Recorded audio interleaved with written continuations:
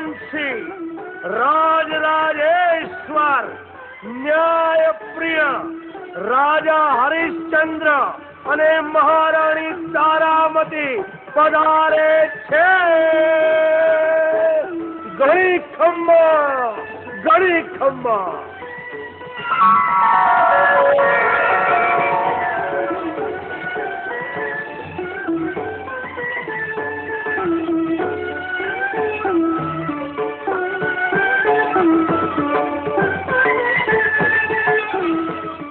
प्रणाम गुरुजी. आयुष्मान.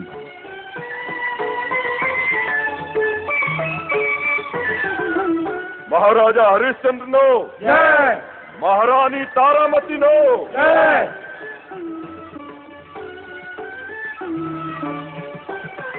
महामंत्री, न्यायालय कोई આવ્યો હોય તો ઉપસ્થિત કરો.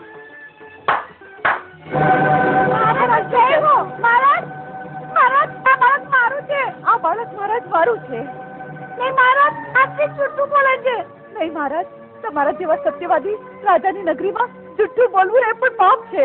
મહારાજ, હું સાચું કહું છું કે આ બાળક મારું છે. હું આ બાળકની માતા છું મહારાજ. મને મારું બાળક મળવું જ જોઈએ.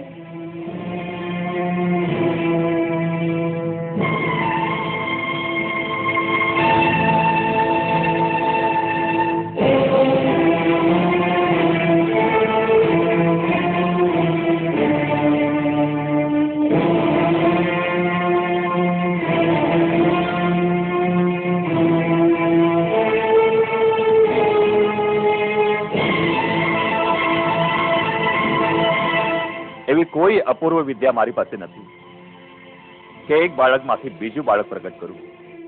તેથી એક જ કાર્ય કરવું પડશે કે આ જીવંત બાળકના બે ભાગ કરીને બંને માતાઓને એક એક ભાગ સુપરત કરી દો.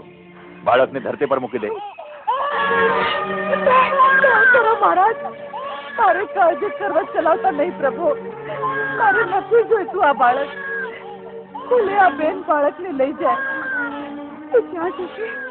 ત્યાં હસતું રમતું રહેશે તો એ મારે કાળજી ટાળક થશે. મહારાજ, લાવો મહારાજ, મારું બાળક મને પાછું સોંપો અને આ મહિને જુઠ્ઠું બોલવા માટે દંડ આપો. અરે વાહ, ઉલટો ચોર કોટવાળને દંડે છે. એટલે તું તલવાર પણ સત્ય નથી બોલતી. જ્યારે આ બાઈએ મારી તલવારનો ચમકારો જોયો ત્યારે એક માતાનું હૃદય ખળબળી ઉઠ્યું અને પોતાના ફૂલ જેવા સંતાનની રક્ષા કરવા માટે ઢાલ બની ગઈ. એ જ ખરી માતા છે, તું નહીં. મહારાજ, આ નારી અપરાધી છે. હવે એને શું સજા કરવી છે?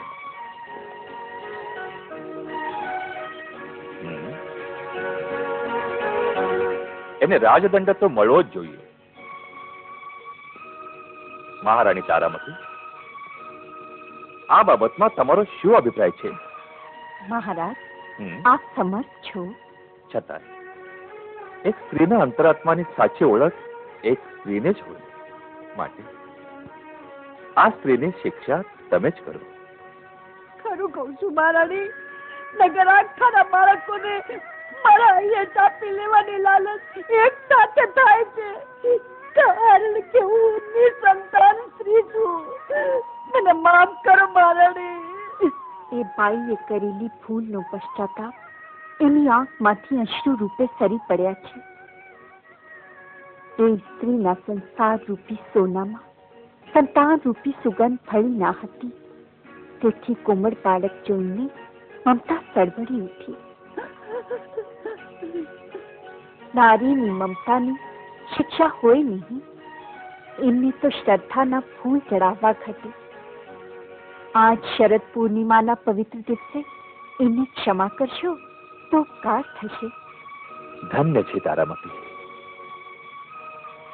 તમે સ્ત્રી ધર્મ બજાવી માતાની મમતાને ધરતીનો શણગાર બનાવી દીધો. અમે એમને ક્ષમાદાન આપીએ છીએ. મહારાજા હરિશ્ચંદ્ર નો જય, મહારાણી તારામતી નો જય.